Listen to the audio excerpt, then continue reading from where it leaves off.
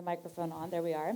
Well, I'm really excited to discuss a topic today that is very personal to myself, and I know at least some of us here in the audience, and that's women's health and longevity. As Brenda mentioned, women's health and longevity has been sort of severely underfunded and understudied.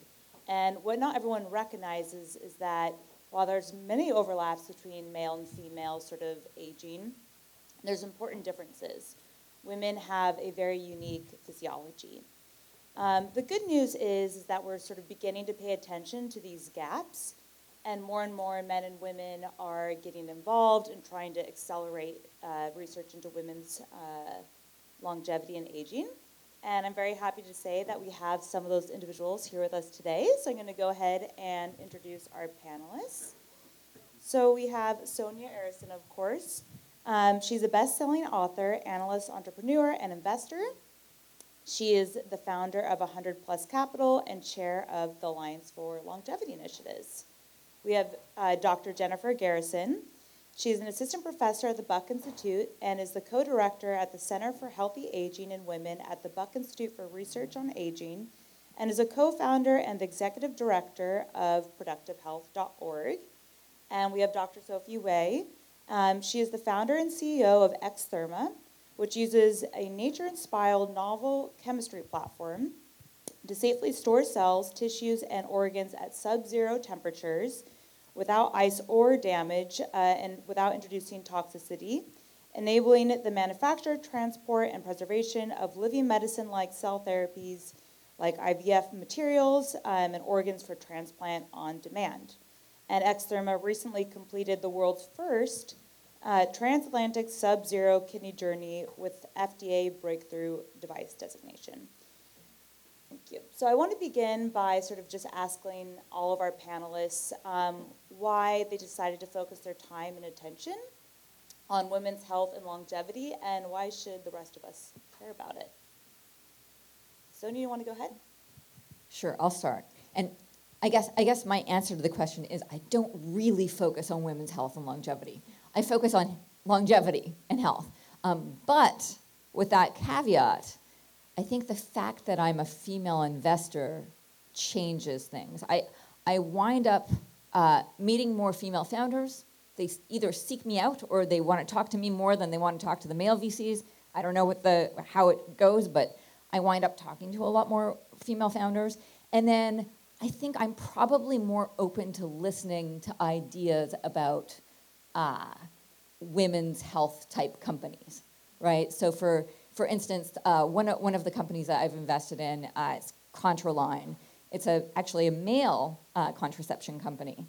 But most of the VCs on Sand Hill Road were not interested at all in hearing about this. And I'm like, oh, this is great. If there's male contraception, then maybe women don't have to bear all the responsibility. I'm like, tell me about it, right? And so I think because I'm a female investor, I think I wind up getting into women's health issues more than I would otherwise. So. That's awesome. I think this is the most important topic that I can focus on as a scientist, as a researcher, but also as a female. I honestly believe that if we could understand female aging, that would solve aging for everyone. The fact that females have a shorter health span than males at baseline is a puzzle. And the fact that we don't understand female bodies the same way we understand male bodies means that when we're thinking about medical breakthroughs, we're essentially missing half the picture. And beyond the fact that understanding female bodies will give us insights into treatments that will benefit both men and women, if we could understand how and why females have this shorter health span, that would give us clues about aging the rest of the body. So I think that by hyper-focusing on male bodies for the last 100 years, we've really missed a huge piece of the puzzle. Yeah, for me, we're solving the big aging issues, which is organ transplant. You can see, almost an end of the life, if we get an organ for transplant, our life can be extended and continue on. But unfortunately, there are so many people are on the wait list that actually every single hour, this one patient expire on this wait list. So we built this technology platform actually, gave the first chance we can now see like an organ could potentially has no constraint with time and distance issues. And then that really triggered me to look into like as Jennifer mentioned, like female organs, the ovaries and the uterus. There's one of the 5,000 women born without uterus. And also ovarian cancer is some very big issues. And on the other side, like IVF, as many of us already touched on this question, luckily now we have an administration like actually doing some work on the IVF side. For me as a scientist, we see like we can truly make innovations trying to improve the outcome of IVF. So like to reach our constitutional goals, like to get to where we need to be. Dr. Wei and Dr. Garrison, you have both studied the female body, and we're aware that there's differences between male and female aging, but can you sort of elaborate on the important differences between men and women? Sure. I mentioned before that at baseline, females have about, if we're lucky enough to live to old age, we'll spend about 25% longer in poor health. So at the end of life, suffering from one or more age-related diseases. So in terms of health span, at baseline, it's shorter. And that is directly because we have these ovaries, these organs, ovaries, that are aging faster than the rest of our tissues. And I think when we talk about women's health, I think it's important to maybe reframe the conversation around the idea that ovaries are important for more than baby making. So a lot of times the conversation turns towards fertility or menopause, and those are certainly two really important health consequences of ovarian aging. But ovaries are important for health at any age. We call them the architects of health in female bodies. And so they also set the pace of aging in female bodies. And so what we need to do is reframe the conversation and start thinking about what is driving ovarian aging. If you think about it, it's an organ that's aging faster than the rest of the tissues in a female body. And so it's a really interesting puzzle to solve around the aging question and longevity. I would love it if we could stop calling them reproductive organs. They're important for reproduction, but at any age, if your ovaries aren't working properly, it uncovers different health risks. So for a girl who's 10, if her ovaries aren't working properly, that uncovers risk for things like issues going through puberty, or if she's already gone through puberty, she might have issues with irregular menstrual cycles. And you can step through a woman's life at any age, and if ovaries aren't working properly, it uncovers different health risks. So 1 in 3 women have health conditions that are characterized by ovarian dysfunction. And there's an enormous economic cost here. So it's estimated that there's $1 trillion added annually in terms of healthcare costs that are specific to women. And if you turn that around, the Women's Health Access Matters report estimates that if you invest $350 million in women's health research, that would generate $40 billion a year for the economy. Oh, sorry, 14 billion. 40x return on investment. Not bad. Not bad. I mean, I don't know any other markets that have that kind of return. Do you? It sounds pretty good. Do you agree with that? Yeah, I think like absolutely the ovarian health like super important topics here, like especially now we see it's like not only the female issues, also the entire society issues. So you can see like now expecting the females to have a career and to also like can plan for the families. I'm sure many of you sitting here just like us, like we have to balance between family planning versus like our career. So you probably see like there's a major company success. Actually, one of the VC gave us term sheets like they have invested successfully for the female egg freezing business. Though the business is very successful, but I just want to bring everybody some attentions like actually for freezing those eggs and or embryos.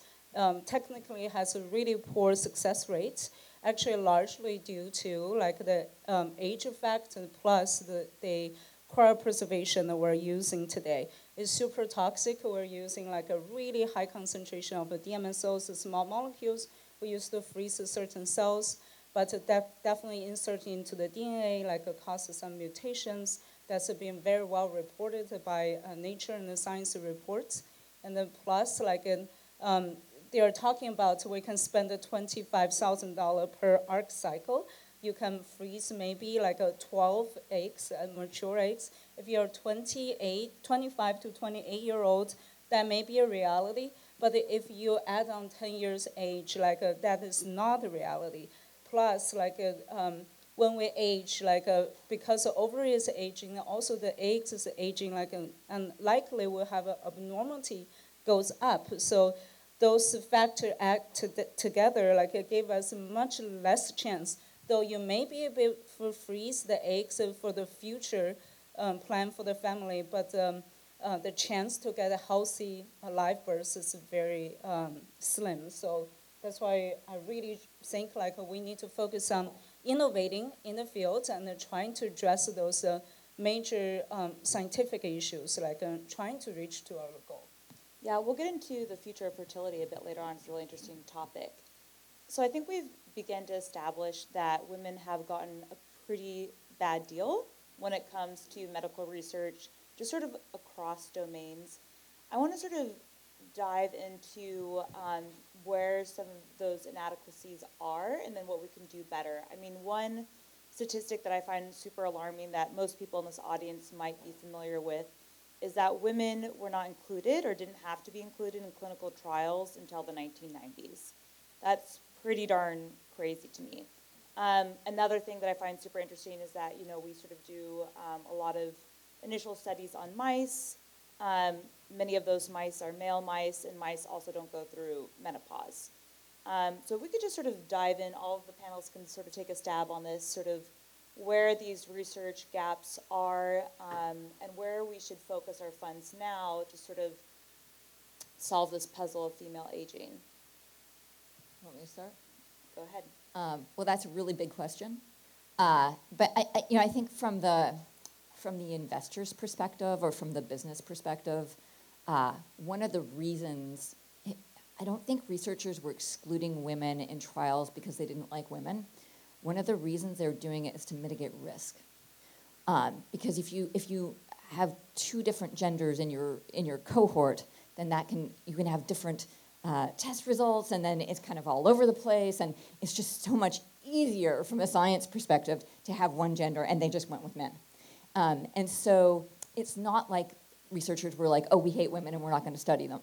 But they were trying to mitigate risk. And so the question still remains today when I have companies who are going through trials, like how are you going to structure your trial and what will the participants look like? And it's still easier for them to have a single gender. So the question is what to do about that, right?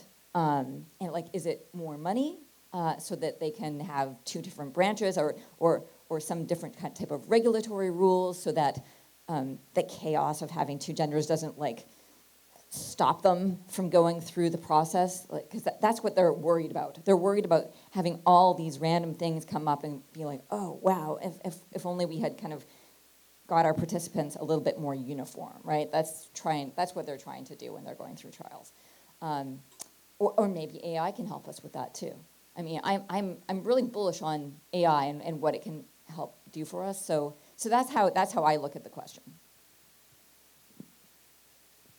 Yeah, that's a really important point. I think that what we've seen is that having a little bit of regulation has helped, right? The inclusion of women in clinical trials in 1993 was because of a regulation that was put in place, and that's definitely increased the number of women who are in studies. I think when the ripple effects extend to men, right? So the fact that we don't understand how female immune systems work, we know that they're better at dealing with viruses, we know that they have different responses to vaccines, we know all of these things, but we don't actually understand the basis for any of that. But if we did, we could have saved a lot of male lives during COVID, right? Men died at twice the rate of women during COVID. And there's so many examples like that. with respect to the preclinical research, it was in 2016 that NIH mandated that grantees had to use both male and female animals in their studies. And so before that rule was implemented, 80% of the studies were conducted in male animals. And after that, significantly more balanced there. And I think that definitely plays a role.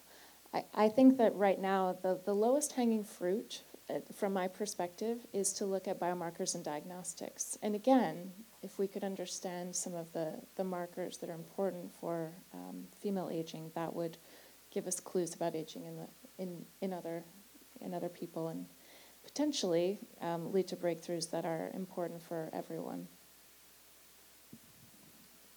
I want to touch a little bit on the cancer research side. If we think about female-related cancers, so 1 of 8 females will eventually develop the breast cancers throughout life, especially when we age. So, and that will impact not only the female herself, but also the families and everyone here. And also 1.25% of women will develop ovarian cancer. And also thyroid cancer for female society is way higher than the males. So they really urge us to do more research, like related to the female-specific cancers. Like I want to see, like we already made a huge progress, like on managing and preventing the breast cancers, but I think like there's still a lot of work need to be done, because like we'll see a prognosis, like breast cancer is one of the best, because if majority are ER positive cancers, so that means if you quench the estrogen, then your cancer advancement will be stopped or prohibited. However, like they're largely not being talked about is like the life quality of the females. You will see a lot of 26-year-olds, 30-year-olds will develop this unfortunate cancer. So what that means to the female patients means you have no choice. You have to be pushed into menopause. But many of those being ignored, like I think for finding the targeted, very specific targeted cancer therapies, like what we can treat for prostate cancer, there will be a very urgent need. Sonia, this one's sort of addressed at you. You're an active investor in not just female longevity companies, but all longevity companies. But you do sort of focus on some female aging companies. So I want to know what types of companies or areas of research are you interested in, and why is investing in these companies not just a good financial investment, or why is it not just the right thing, but also a good financial investment? Yeah, so I think one of the companies I've invested in that's most relevant for this panel is Gamito.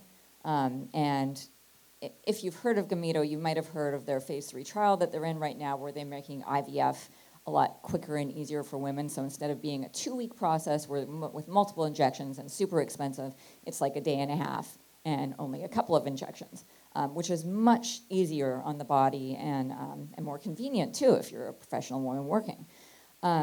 So that's great. That's not why I invested though, because that's only one of 3 of their programs. The program that they're actually working on that was most interesting to me was they're doing cellular reprogramming of ovarian cells to try to reverse menopause, right? To try to reverse ovarian aging, which would be epic, right? And that was really interesting to me because for a long time I was looking for a cellular reprogramming company, but I didn't find any that were compelling. There's so many out there and none of them seemed all that good to me until I met Gamito. And I'm like, wow, this looks really good. And wouldn't it be amazing if they were able to do that, because that would crack a really big mystery, right? And probably help men in the process, by the way. And I think some government agencies agreed with that. They got a $10 million grant from ARPA-H. And obviously the marketplace has agreed with it too. They've raised over $50 million in funding for what they're doing. And so, the IVF stuff will be probably their first go-to-market, obviously, and that's how they're going to make their initial money. But if they're successful with the cellular reprogramming of the ovarian cells, that will be just epic. So that's one of my companies that I'm focused on female health. And in general, would you say, like, why are these things a good financial investment as well? If you're just an average investor, if you're a man, woman, why, it's the right thing to do, but why is it a good financial investment as well to sort of look into these female aging companies? Well, if you're a regular, I mean, you probably can't invest in Gamito if you're a regular investor, unless you're doing some kind of there's a lot of crowd-sourced funding for biotech companies. And, obviously the goal is to extend health spans, right? And we heard on the last panel how that actually helps the entire economy, and in addition to reducing suffering because people get to be healthier for longer periods of time. So yeah, I mean, I think being healthier for longer periods of time is like, I feel like it's the one thing everybody can actually agree on. I mean, here we are in DC, and like it's, and by the way, I'm the chair of the Alliance for Longevity Initiatives, and so I wind up talking to politicians on both sides of the aisle, and it really, everybody agrees they don't want to be sick, which is incredible. I hope that doesn't change. I don't know why it would, but that's the end goal, for sure. Can I add to that? Oh, yeah, of course. I think it's also important to realize that women control 80% of the healthcare spending dollars. Like, they're the ones spending the money here. So it's an incredible demographic that really hasn't been tapped in terms of, companies. In terms of, especially, 50-plus women, in terms of the companies that are out there to serve their healthcare needs, there really aren't a lot. And while what Gamito is doing is amazing, and their long-term goals, I think, will hopefully move the needle in terms of having true interventions. The things that we have right now, I would call them Band-Aid solutions, but they're really important. And women are desperate for anything that they can do to mitigate some of these healthcare issues. So that's right. Yeah, like, so the menopause market, right? Like, if you look at MIDI, I don't know if anyone here has heard of MIDI. It's an online. That's one of the VC firms I'm involved with is invested in that. I'm not personally invested in it, but it's this online doctor service where you can go and get help for menopause issues. Because so many women go to their doctor and they're not getting the kind of service that they're looking for. They're not getting the kind of answers that they're looking for. And so these online services are popping up and are very, very popular right now because women are desperate. Yeah. I mean, even if you didn't care about women, which everyone does, I mean, women, we are great consumers, and we do really care a lot about health and wellness. Just look at the beauty market. I mean, it's a very, very lucrative market. So just throwing that out there. So I want to sort of end by asking everyone on the panel to sort of imagine, let's say 5, 10 years from now, let's say our researchers could get all the dollars they need, and we could really move this field forward. How do you imagine the future? What would a woman's life look like? How would it change? Which technologies would be available? Yeah, I can start. I just want to add on Sonia's point. So IVF is one of the things I think we can get a lot of support behind. We already see the current administration is putting some effort forward.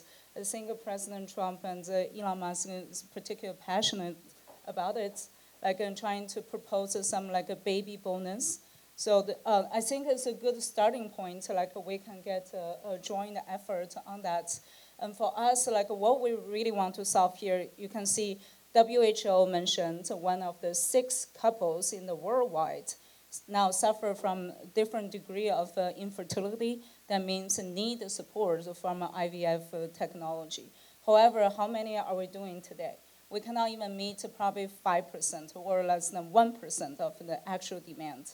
So I'm hoping in the future, we are able to make the most effective, safe IVF on demand. That will be a great goal. And then personally, I'm also very excited about the AI and also the big data interventions here and plus the genomics. So recent exciting thing I heard is done by Yale Medicine, Dr. Oktay and also Dr. Joshua Johnson from Colorado. They did a predicted a model, if we are able to successfully preserve the human ovarian pieces before age of 40. So and then we can retransplant, implant this frozen or thawed piece with the follicles, we can potentially extend the females, delay the female menopause time by 5 to 20 years. So I'm starting collaborating with them, like to solve some major issues. Once we can really improve the follicle preservation rate, I hope like we can bring this as a standard care. So like potentially make the delay of the menopause become like a lifetime timeline. I think it's important. I love this idea of speculating in 10 years if we could have all the research money that we needed, what would happen. I think it's important, though, to point out that women's health has not had research dollars. Last year, 10% of the NIH budget went towards all of women's health, and less than 4% of R&D spending from biopharma, less than 3% of private investment went to companies related to women's health. We're 51% of the population, so there's an incredible dichotomy there. And I think the data gap that we have right now, where we are in terms of our knowledge, we're not just years or decades behind where we need to be, we are generations behind. So we need a dramatic change in how much money is going into women's health research. Now, assuming that that is fixed magically, and hopefully some of the people in this room can help with that, then I think the vision is that we should understand how female bodies work at baseline, at every age, that we should understand ovarian function essentially at the most basic level, at every age, with enough depth that we can then understand how to preserve ovarian function with age. So it's not about ending menopause or delaying menopause. That's really the wrong way to think about it. It's just about preserving health span. And so, I mean, aging in the reproductive organs happens in male bodies too. The difference with females is that it is not synced up with aging in the rest of the body. It happens prematurely. Ovaries age 2.5 times faster than the rest of the tissues. And so the goal would be to just understand how female bodies work, full stop, so that we can preserve female health span at any age. Yeah, more money would be great for research. It's always hard to get. I think it's always difficult to predict what technologies are going to show up in the next 10 years. We're always kind of surprised. And science always moves, somebody once said to me, it always moves faster than you expect it to, and it always moves slower than you expect it to. And so it's kind of, but I feel like what has to happen alongside of more money is a restructuring of the system. Like I said, like how do you mitigate the risk of having different genders in your trials, and how do you and then on the flip side, on the consumer side, when you're it's funny to call it consumer side because medical professionals don't think of it, they think of patients, not consumers.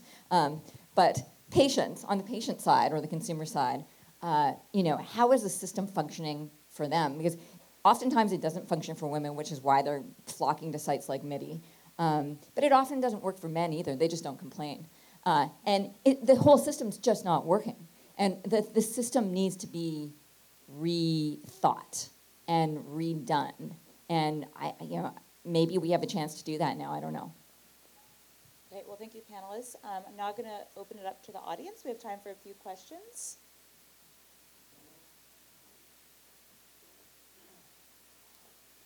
Yeah, thank you, ladies. Very, very interesting discussion. In fact, made me realize, even though I've been involved much less than most people here in longevity for years, that it has, I think, been very male-centric attitude when thinking always about, when we get into our 50s, 60s, 70s. But women feel the age 30s, 40s right away. Why? Because of having a kid or something. Now, unfortunately, I've lived through the worst scenario here. I met my wife when she was finishing medical school, and I lost my wife 3 years ago to neuroendocrine cancer when she was 47. And it's interesting because we have to, it's a hard topic, obviously, for me. It's still only 3 years. But, it's interesting because when we're talking to senators and others, maybe we really do have to remind people that longevity is not just 50s, 60s. For women's health, it's 30s and 40s. And if we're going to put more money into longevity, we're going to find ways to potentially find earlier, treatments and all that. And by the way, neuroendocrine cancer, it's like 100 and something women a year get it. She had it at stage 1, and 12% chance of survival after 1 year. And she was a physician herself, and just gone in 1 year. It affects thousands of patients and everything. So, it's now another interesting fact, and I know you all probably know this already, is now 50% of cancers are rare forms of cancer, which is interesting. You think, oh, they're rare, but there's so many rare ones that they're half of the cancers women get, or maybe men too, but I think I knew that, women at least, it's a rare form. So I think that maybe what we need to do is say, hey, remember, longevity doesn't mean only 50, 60. And that can reframe the discussions of, think about now, think about your daughters who are going to be in their 30s and 40s, and everyone. That's a great point. Do any of the panelists have a comment about that? I'm really sorry for your loss. That's absolutely right. They no longer characterize it this way, but till recently, physicians characterized women's women's ovaries as being geriatric when they're in their late 20s, early 30s. So, but that's actually, if you were to actually look at them, they're showing overt signs of aging when the rest of female tissues are functioning at peak performance. So that's, I think, a really important point. And when I give talks, I'm mostly trying to grab the young females in the audience, because they're the people who need to hear this message the most. Yeah, and just to add to that, I think there's been a change of mindset over the past at least 5 years where, particularly I think since COVID actually, where younger people are more aware and awake and concerned about this issue and thinking about the prevention part and like, wow, how do I prevent myself from aging and becoming sick? And so I think that there has been a mindset change actually, because you start aging the minute you're born. Speaking of cultural change and so forth, City of San Francisco recently, their healthcare department recently hired a fat advocate to say it's okay to be morbidly obese. If you saw at the Olympics, one of their sort of central symbols was a morbidly obese woman, both in cases of women. And by the way, my sister died because she was morbidly obese and had diabetes, so this is kind of personal. And I have two 14-year-old daughters who I don't want to be like that. So my question is, I'm in Washington too, so I see that, yes, everyone doesn't want to get sick and maybe die, but I worry about the culture that I see in San Francisco and other places that seems to be, it's okay to be unhealthy. And I'm curious, because I know you're from out in California, do you see this as just kind of a weird side thing, or do you see this as a weird generational thing that's growing up? Yes, I live in the Bay Area, so I'm very close to San Francisco. I do see it as a weird thing. I mean, I think deep down everybody knows it's not healthy to be super overweight and to have diabetes. I mean, you just can't not know that reality. Yeah. I live in San Francisco, and I would say that's definitely not a mainstream idea. Yeah, same here. It's San Francisco. That's a separate conversation. I think we have time for one more question. Yeah, thanks. Thank you for a fascinating panel. Oh, sorry, Rita. Cool. My question is really about the dichotomy between men and women centenarians. We see a lot more, like 85% women centenarians compared to men. And I was wondering kind of why you think that is and what types of studies you think would be useful to understand. Is it more genetic, behavioral, environmental? Because it not only affects women to understand these things, it also affects men. Yeah, actually, recent study shows there is a very strong correlation between the delayed menopause versus the longevity of the females. So we don't have a conclusive answer yet, but from some large number of studies do show that. So that really gave us even more incentive to study what cause delay the menopause naturally, like how would that affect like a female longevity? We know like once you hit menopause, like then there's like Jennifer said, it's really not reproductive organs. It's more than that. It can impact your mental health, and estrogen also is a big protector for cardiovascular health, bone health. Like all of those things like could contribute really significantly to a long health lifespan. So I think like those parts like we could put in more research and then understand better. I think what you point out is really important. Females do live longer on average than men. Like that's well established in every country where it's ever been measured.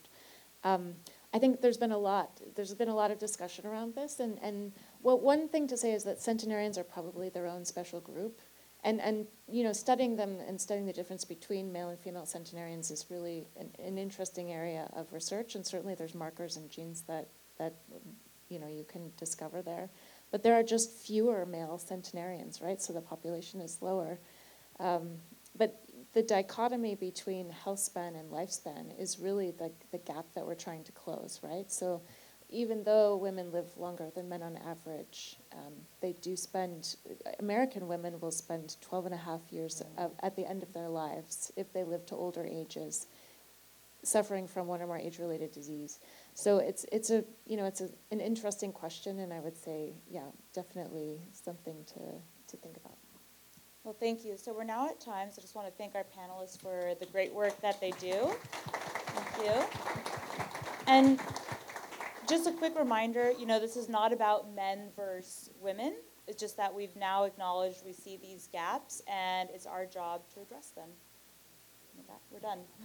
Thank you.